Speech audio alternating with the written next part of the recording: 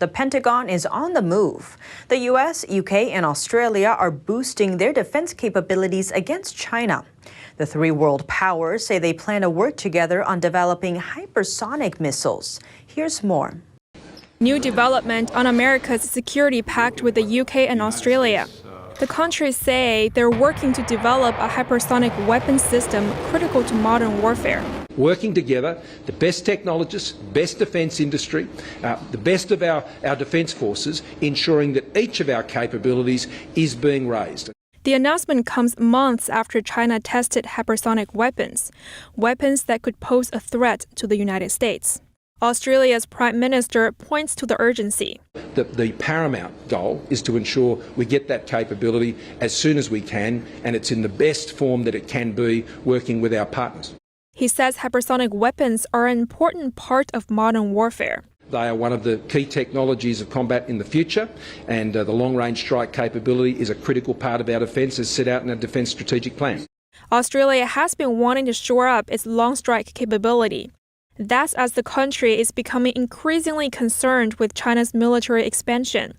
Last November, after news broke that China has been rapidly expanding nuclear warheads, Australia's defense minister warned that every major city in Australia, including Hobart, is within range of China's missiles. Just a month before Australia's warning, China's hypersonic weapon test was setting off alarms in the Pentagon. America's top general Mark Milley called it very concerning.